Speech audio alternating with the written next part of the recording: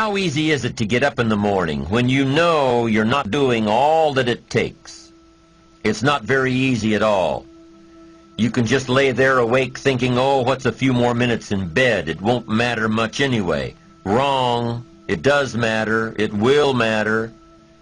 Now, how easy is it to get up in the morning when you're pouring it on, doing the best you can, anxious to get going, make progress toward your dreams? It's a whole different story. When you're resting to renew your reserves, it's much different than resting to avoid your day. When you're psyched up and excited for your life, when you're excited for what you've planned to accomplish for the day, it's amazing. You'll wake up before the alarm clock even tries to startle you awake. Your successes fuel your ambition. Your successes give you extra energy. Your successes pave the way for more successes. It's the snowball effect. With one success, you're excited to meet another, and another, and another. And pretty soon, the disciplines that were so difficult in the beginning, the disciplines that got you going, are now part of your philosophy. How do you know when you're successful? Do you have to be a millionaire? No. All we ask of you is that you earn all you possibly can. If you earn $10,000 a year and that's the best you can do, that's enough. God and everything else will see to it that you're okay. The key is to just do the best you can. If it's $10,000 a year, wonderful. If it's $100,000 a year, wonderful. If it's $1 million a year, wonderful. It doesn't matter $10,000 a year or $1 million a year. It doesn't matter as long as you've done the best you possibly can. Earn the most you possibly can. Be the most you possibly can. And here's why. The essence of life is growth. The essence of life is growth, to do the best you can. And here's what's interesting. Humans are the only life form that will do less than they possibly can. Humans are the only life form that will settle for less. Every other life form except human beings strive to its maximum capacity. How tall will a tree grow? Approximately. As tall as it possibly can. You never heard of a tree growing half as high as it could. No, trees don't grow half. Trees send their roots down as deep as possible, stretch their limbs up as high as possible, produce every leaf possible and every fruit possible. As a matter of fact, you never heard of a human physically growing half. We keep growing until we're done. Now that's a part of life we can't control. It's genetically coded. And that's probably why we keep growing till we're done. Because we can't control that part. It's the rest of our growing that we control. The growing of our minds, the expansion of our minds, that we can control. And that's what tends to get away from us. All life forms inherently strive to their max except human beings. Now, why wouldn't human beings strive to their maximum possibility? Here's why. Because we've been given the dignity of choice.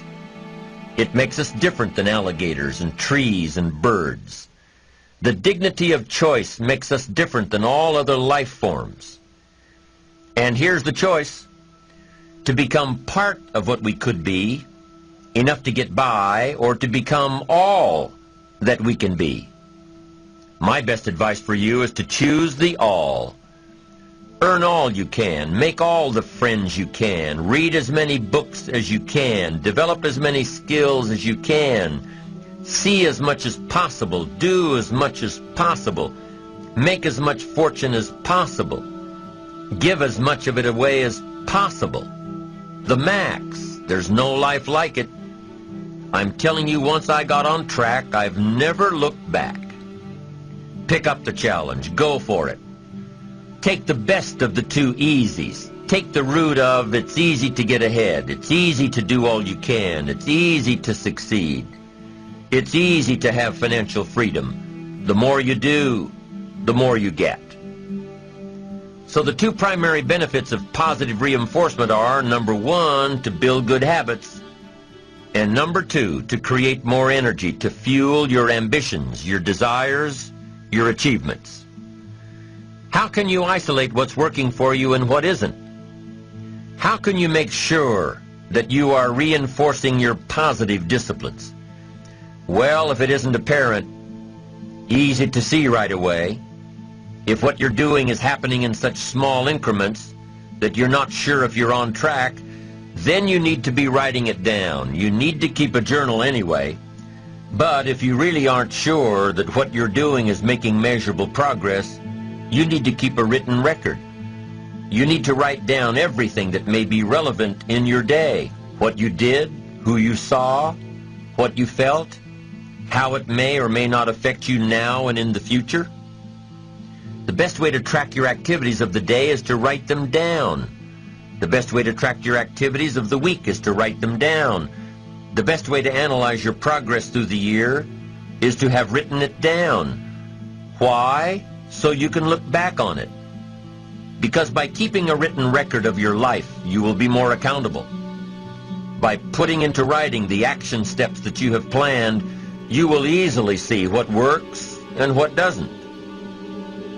Most people just try to get through the day, never writing anything down, never keeping track of their progress along the way, never really knowing if they are doing all they can to reach their goals, to drive their ambition. But gifted people learn to get from the day.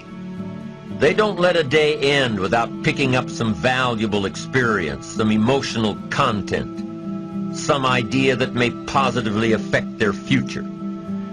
To get the most from a day, to learn the most from a day, you need to be able to reflect on the day. And how can you reflect on a day unless you record it in history?